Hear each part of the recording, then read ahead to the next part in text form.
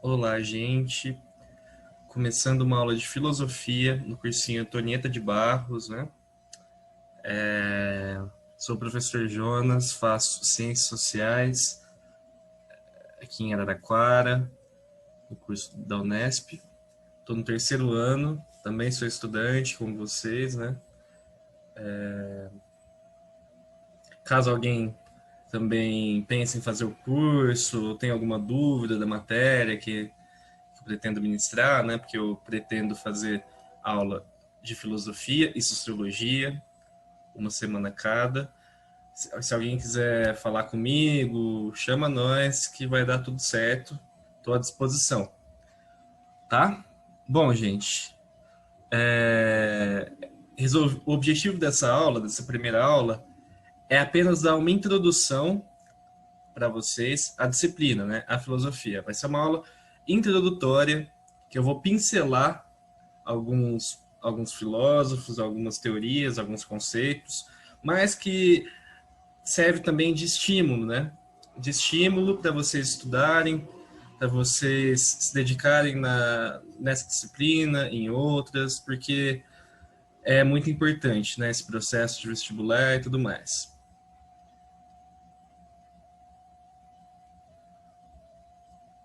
Bom, gente, para a gente entender, ou pelo menos para ser introduzido, né, a filosofia, a gente tem que entender o contexto histórico do surgimento da filosofia.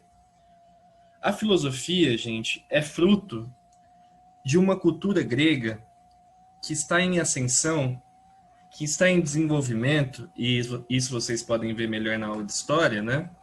Mas que está ligado, de certa maneira, a essa disciplina, a filosofia. A filosofia surge como um fruto, né? Como um produto dessa cultura grega em desenvolvimento, que vai estar em desenvolvimento desde a chegada dos aqueus, né? No século XX, depois de outros grupos, tipo jônicos, dóricos, etc. E que depois das guerras médicas, lá para o século V, né, vai estar em declínio. Mas a filosofia, ela surge nesse contexto, principalmente ali entre o século VII e o século VI, com o considerado primeiro filósofo Tales de Mileto, um pré-socrático, né, depois a gente vai entender todos esses nomes, o pré-socrático, Tales de Mileto, o que os caras vão defender, etc. Mas a filosofia surge mais ou menos no século 7 e 6 antes de Cristo. Olha tanto tempo faz, hein? Antes de Cristo. Como era essa civilização grega, essa cultura grega em desenvolvimento, né, desde o século XX, como eu já falei, como era essa cultura grega? Era uma cultura já complexa nessa época de surgimento da filosofia, né, digamos assim. É uma cultura já complexa. Ela já vai ter desenvolvido as artes, já vai ter desenvolvido a política, né? O que a gente conhece como democracia, é uma invenção grega, né? Que mostra a complexidade dessa sociedade, né? Mas eles ainda explicam o mundo, ou tentam explicar o mundo, através do mito, através da religião. A forma de conhecimento que vigorava nessa época, antes da filosofia, é a forma de conhecimento religiosa, mitológica. O que já é interessante também, mesmo sendo mitológica, né, e a filosofia vai romper com essa tradição, como eu coloquei aqui, a religião grega, da Grécia Antiga, ela tinha características muito singulares, muito peculiares, muito curiosas. Como eu posso colocar aqui, traços de politeísmo. Isso é normal, muitas civilizações têm traços de politeísmo, que são vários deuses, né? Vários deuses que têm significados diferentes, né? Então, você tem Poseidon, deus dos mares, Zeus, deus do Olimpo, e por aí vai. Mas esses deuses têm, e aí a característica mais curiosa, eles têm traços de antropomorfismo. Ou seja, eles têm características de homens, são imperfeitos, né? Traem, sentem medo, matam, roubam. Isso é muito curioso, né? Porque não é uma visão idealista dos deuses, né? Então a Grécia já tinha esse realismo, mas a vida era explicada nessa época não através da razão, como a filosofia vai propor, através da argumentação. Ela vai ser explicada através dos mitos, através das histórias mitológicas, principalmente de Homero, né? Que tem as obras clássicas, Ilíada, que trata sobre a Guerra de Troia. Ele foi um cara que escrevia bastante, né, sobre a cultura, e ele vai ser importante para essa cultura continuar existindo, né, e para a galera continuar acreditando naquela forma de vida, que é a forma de vida religiosa, que é a forma de vida do senso comum. O que seria o senso comum? Que é uma forma de conhecimento também, assim como o conhecimento religioso. É o conhecimento baseado no costume. É o conhecimento que a gente não precisa refletir tanto para entender. Então a gente sabe que, sei lá, se eu abrir a porta de casa e ou a janela, melhor, se eu abrir a janela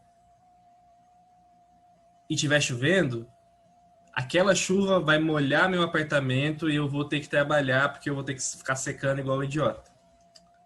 A gente não precisa refletir muito para entender isso. Isso faz parte do nosso senso comum. O mito, ele tem essa visão mais religiosa, né? Ela conta histórias mitológicas e religiosas. Era esse o tipo de explicação de mundo que eles tinham. Eles explicavam, por exemplo, que o oceano é daquele jeito porque Poseidon, rei dos mares, assim quis. Mas, isso é uma forma de conhecimento tanto quanto simples, né? Simplista, e essa sociedade estava se tornando cada vez mais complexa, como eu já falei antes e escrevi aqui. A gente pode ver isso através das artes, da política e da economia, né, daquele povo. E a filosofia passa a ser uma nova forma de explicar e interpretar o mundo, já que o mito e o senso comum não bastam. Eles não dão conta para explicar as coisas. Eu não quero pensar que as coisas são como são, complexas, difíceis, tensas, às vezes muito boas e tudo mais, porque deuses do Olimpo assim quiseram. A filosofia vai de encontro a essa lógica, ela vai ser contra essa lógica baseada na religião, né? Então, a filosofia, para aquela época, e ainda hoje, já que a religião é algo ainda tão problemático, né? Essa questão da ciência versus religião e tudo mais, a filosofia era e ainda é um contraponto da religião, e uma revolução do modo de se pensar e de se explicar o mundo, né? Vamos entender também a filosofia, pessoal, como a mãe das ciências, e eu estou falando da filosofia ocidental, que é a que cai no vestibular, né? Isso não vale para a filosofia ou para o modo de pensar praticado na Grécia Antiga, não, perdão. Para o modo de pensar praticado na Ásia, na África. Estou falando da filosofia ocidental, europeia. Filosofia, então, vai tentar explicar o mundo, vai tentar compreender o mundo através do uso da argumentação lógica e racional, através da razão. Essa palavra vai estar associada à filosofia desde sempre para sempre. Vamos buscar a etimologia da palavra. O que é etimologia? A origem da palavra. Se a gente desmembrar a palavra, filosofia, a gente vai ter filos, amizade, amor, sofia, saber e conhecimento. Essa tradução não é exatamente um consenso, mas a gente sabe que é mais ou menos por aí. Então, filosofia significa o amor pelo saber. E filosofar? O que é filosofar? Filosofar é refletir. Você não precisa ser um filósofo no sentido de formado numa graduação, numa faculdade em filosofia, para filosofar. Se você está pensando, você já está filosofando, né? E filosofar é isso. E o último ponto que eu coloquei aqui, o ato de filosofar foi e ainda é uma revolução. Se vocês saírem dessa aula introdutória com essa ideia, eu já me dou por satisfeito. Porque parece uma coisa óbvia às vezes, né? Mas não é. Inclusive, pesquisem na internet. Vocês têm um dispositivo muito interessante, né? Que é a internet, se a gente usar da maneira certa, digamos assim. Pesquisem por que Sócrates, o pai da filosofia, apesar de não ter sido o primeiro filósofo, vamos conceituar as coisas, não foi, a gente vai chegar nisso, né? Primeiro tem os pré-socráticos, depois vem Sócrates, mas Sócrates é considerado Jesus, assim, da filosofia, né? Já que a gente data o período pré-socrático e depois o período socrático, como se fosse antes de Cristo e depois de Cristo mesmo. Mas coloquem na internet aí, pesquisem por que Sócrates foi preso, como ele foi preso. Ele foi preso envenenado por corromper os jovens, né? Então a autoridade da Grécia Antiga, as autoridades da Grécia Antiga condenaram Sócrates por filosofar, por pensar, por se opor a uma forma de conhecimento dada. Que forma de conhecimento é essa? A religiosa da época, que a filosofia vai ser revolucionária e vai propor uma nova forma de conhecimento.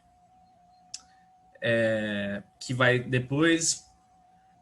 ser a mãe, desculpa, do conhecimento científico moderno, né? A filosofia é a mãe do conhecimento científico moderno. Então eu coloquei aqui alguns conceitos algumas áreas da filosofia, né? Alguns campos da filosofia que vão surgir dentro da própria filosofia, mas para vocês terem uma noção, para vocês anotarem, para vocês refletirem, eu vou explicar, mas para vocês terem uma noção também que as palavras podem parecer difíceis, mas nem tanto, é mais fácil do que parece. Ontologia trata da essência do ser. A gente pode entender o ser aqui como homem, né? Mas dependendo do filósofo, às vezes não se trata de um homem, porque quem pode comprovar que o homem é o ser ou que o ser é o homem, né? Mas seria mais ou menos essa ideia. A ontologia trata sobre a natureza do ser, certo? Então, caso vocês virem ontologia e tal, tem esse sentido de tratar sobre a natureza do ser. O que é o ser? Como eu coloquei, o ser existe, por que o ser existe, né? São reflexões filosóficas, né? Epistemologia é um campo do conhecimento que trata sobre o próprio conhecimento. Ele vai, então, se indagar sobre o próprio conhecimento, né? Buscando as formas de chegar ao conhecimento, as relações entre filósofo, sujeito e o objeto, ou seja, o que ele está tratando, né? É a ciência que investiga a ciência. Se a gente entender a filosofia como ciência, que isso não é necessariamente correto, né? Ciência tem um sentido mais moderno. A filosofia, ela é a mãe da ciência, a gente pode colocar assim, mas ela é um conhecimento também dela, exclusivo dela, assim. Existe o conhecimento filosófico, existe o conhecimento científico, é isso que eu estou querendo falar. Isso não quer dizer que um é melhor que o outro, mas não vamos colocar aqui juízo de valor, né? Mas a filosofia é importantíssima, é crucial para a ciência. São coisas são métodos parecidos, né? Tem a lógica, que é a não contradição, né? Isso é muito legal, né? Você não pode se contradizer. Tem a metafísica, que é a investigação sobre o que está além da existência material ou sensível. As teorias da metafísica mais famosas, assim, que geralmente caem em vestibular, e que eu pretendo chegar lá, né, claro, é de Platão, Platão e o mundo das ideias, né? Para ele existe o mundo das ideias, ou seja, um mundo inteligível, né, nas palavras dele, que vai ordenar, e que nesse mundo vai estar a verdade, por exemplo, a verdade absoluta, vai ordenar o mundo sensível, o mundo terrestre, digamos assim, né? Para ele existe o mundo das ideias, que é o mundo ideal, onde a verdade está lá. O filósofo tem que alcançar essa verdade. Como que ele vai alcançar? Através da indagação, que indagação é reflexão, perguntas, né? E ele é um discípulo de Sócrates, né? Sócrates não escreveu nada, né, pessoal? Como acho que vocês sabem, Sócrates não tem livro do Sócrates e tal, mas Platão, ele escreveu as ideias de Sócrates, né? Então ele tem essa influência socrática. E tem a ética, né, que é um debate também da filosofia, ética, moral, que seria o campo do conhecimento que trata sobre os comportamentos e valores humanos, né, o que é certo, o que é errado, o que deve ser feito, o que não deve ser feito, o que significa dever fazer, né? Isso é interessante também. Vai depender de culturas e formas de se pensar, mas a filosofia grega já está tratando disso, né? Aqui, eu vou chegar com calma aos pré-socráticos, né? Pretendo fazer isso logo, talvez na segunda aula da filosofia, dessa disciplina de filosofia. A gente data a filosofia no período antes de Sócrates, que seria o período pré-socrático, né? Ou conhecido como período cosmológico. Por que cosmológico? Vem de cosmos, né? Tipo de mundo, né? Tem uma definição assim, mundo. Esses teóricos, esses filósofos pré-socráticos, eles explicavam o ordenamento do mundo e a origem do ser através dos elementos da natureza. Então, por exemplo, o primeiro filósofo, Tales de Mileto, que surge mais ou menos no século VII, século VI a.C. Ele é um cara que vai entender que a gênese do mundo, ou seja, aquilo que dá a vida ao mundo, podemos dizer, a origem do mundo, é a água. É a água. A gente pode achar isso, hoje em dia, né, a gente pode achar isso uma coisa idiota, mas não é, né? Ele está falando isso, ele está, primeiro, de novo, se opondo a um pensamento religioso, tradicional, né? E tentando pensar as coisas racionalmente, né?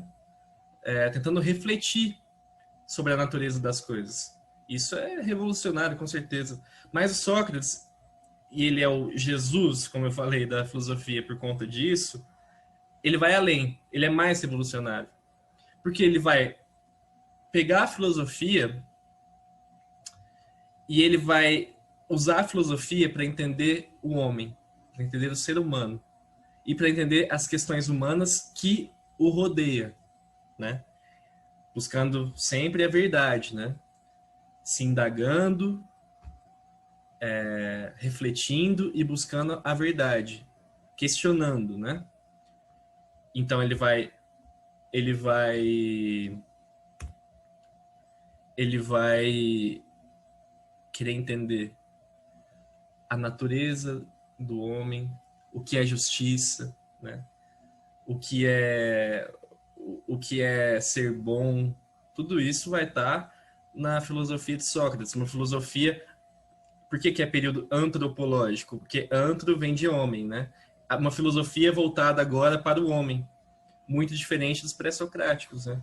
Que buscavam nos elementos da natureza explicar as coisas. Agora Sócrates vai pegar a filosofia e quer entender o homem.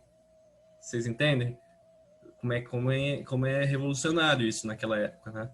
É o primeiro cara a fazer isso e por isso ele é o pai da filosofia, digamos assim.